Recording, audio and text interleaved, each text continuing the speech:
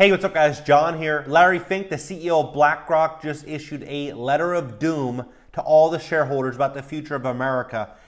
Joe Biden, he then issues a $5.8 trillion plan for 2023, and now they are talking about how it won't be so bad if the US is no longer the reserve currency.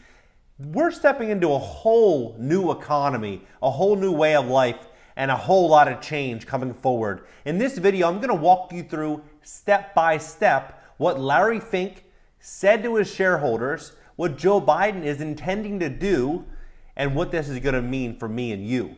Drop your comments below. Hit that like button. When you hit the like button, YouTube's going to share this content to educate more people about what is really going on. So please hit that like button. Let's begin. March 24th to our shareholders.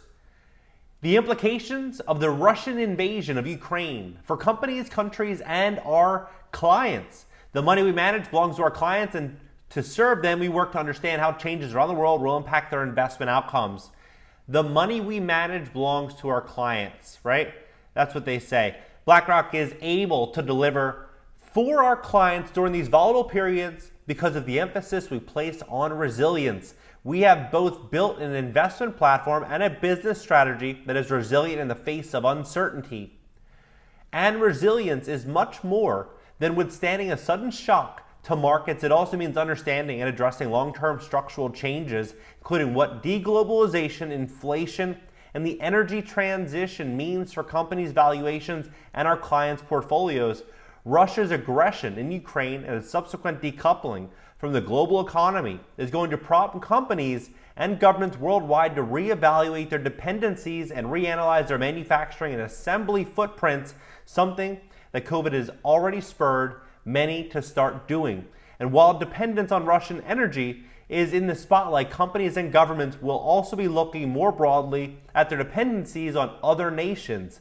This may lead to companies to onshore or nearshore more of their operations, resulting in a faster pullback from some countries.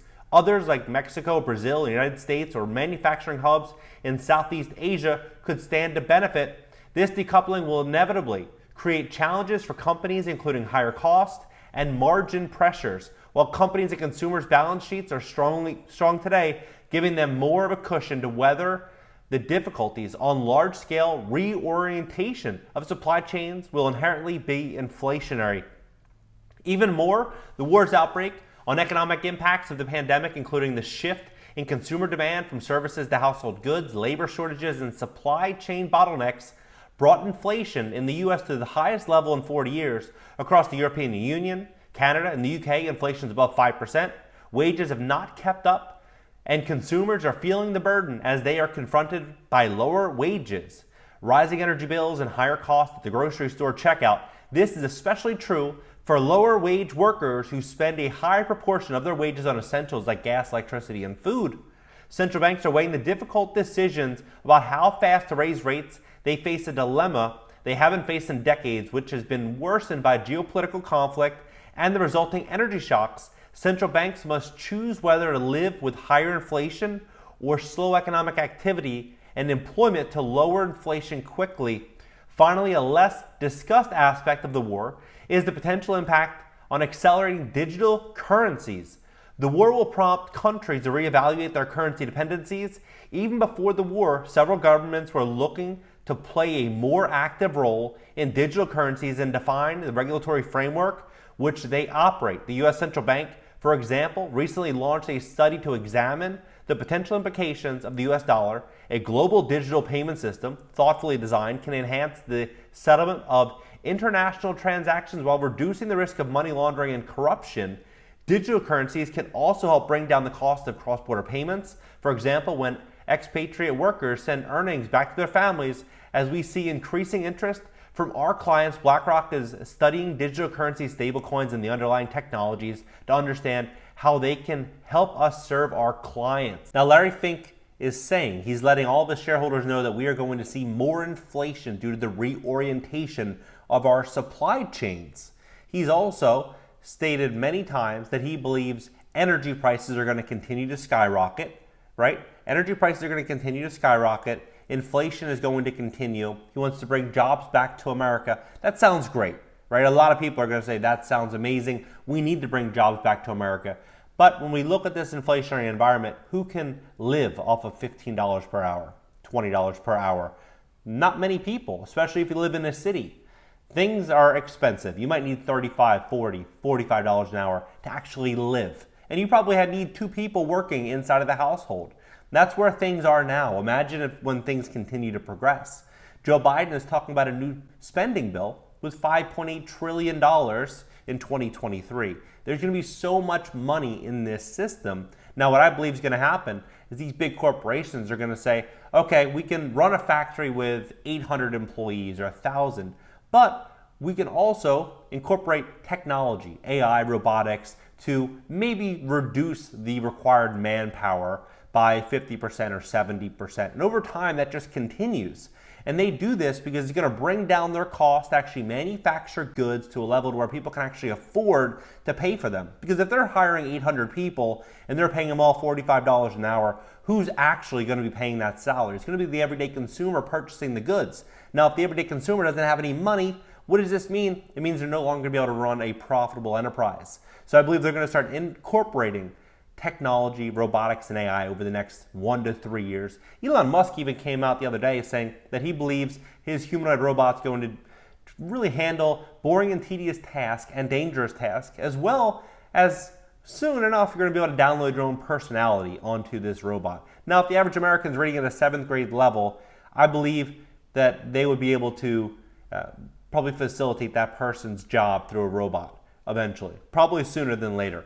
They go on to say this came out, which is pretty startling, March 26th, just a couple days ago. With the US dollar dominance in question, here's how China's yuan could become a global reserve currency and why it wouldn't be all bad. So they're getting us ready for this, because as we move away from being the global superpower, a lot of change will come to America. And unfortunately, we've had it way too good for way too long, and we don't know what we're giving up. China's yuan eventually could develop into a reputable global reserve currency, but Beijing would have to drastically loosen its grip on the economy, according to a Chinese economy expert, who also sees some upside to a downgrade in the US dollar status. Western sanctions that froze much of Russia's foreign currency holdings since its invasion of Ukraine have underscored the dollar's power, while also highlighting the risk of relying on it heavily.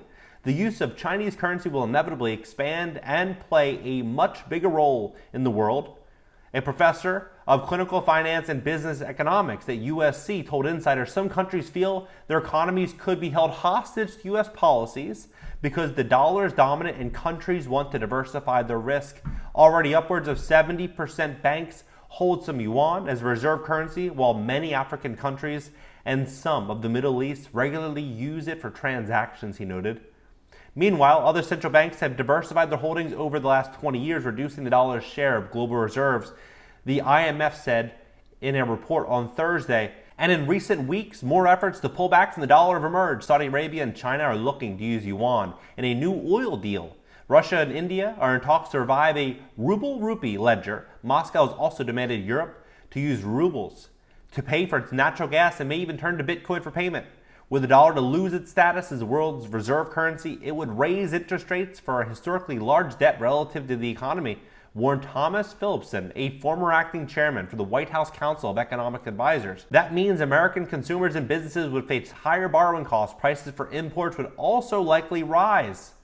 For now, greenbacks comprise 60% of global reserve versus yuan's 2.5%, and global payments volume, the dollar accounts for 40%, while the yuan is about 3%. Even though China is the world's second biggest economy, trailing close behind the US, Phillipson said that could change, but not without massive reforms. China would have to open up its market and loosen government oversight, Chen explained, noting that historically no currency that has been heavily controlled has become dominant in global reserves. In the bond market, that means China must enact reforms to reach the level of liquidity and efficiency of the US bond market. This requires lifting restrictions on interest rates as well. China also needs to refrain from currency manipulation like devaluing the yuan to boost exports, he said. Allowing for an independent central bank and transparent decision maker would facilitate this. In addition, the yuan must become as trustworthy as the dollar. Countries generally trust that the U.S. isn't going to screw up, but whether the yuan can be perceived as a store of value, a safe haven during uncertainty or war, that is a much more difficult thing. A lighter touch overall from Beijing would be a steep climb, as it has trended towards increasing control, but it could help U.S. investors signs that the government will ease up on its recent tech sector crackdown, sent Chinese stocks soaring, and deregulation in general often unlocks more economic growth. Chen said, also, a more prominent yuan would have another benefit, as the emergence of multiple global reserve currencies would provide a hedge against the collapse of any single currency. Larry Fink is saying that we are no longer going to be the global leader and that things are going to change and that our economy is going to change and things are going to get a lot more expensive. I believe we're stepping into a huge inflection point for America. I believe the next 2 years are going to make this country into something that no one has ever dreamed of. It's more of a nightmare, really.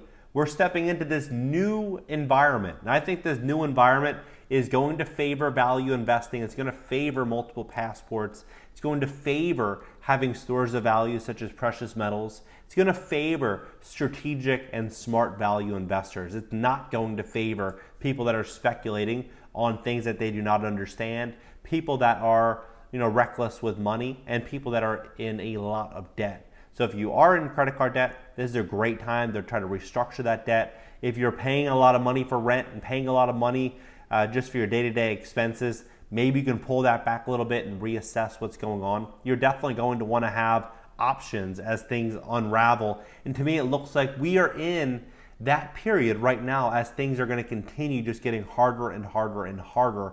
I believe we're going to see something unbelievable. And it's almost at this point, it's unavoidable. We're stepping into the storm. What do you think? Drop your comments below. Hit that like button. Subscribe here. Consider subbing on my second channel. I'm going to leave links pinned down below in the top comment. If you have young children, I'll also leave a link for my young son's channel. He's 2 years old, for educational content for children. All right, guys. And also my TikTok, I'll leave down below. Catch you guys later.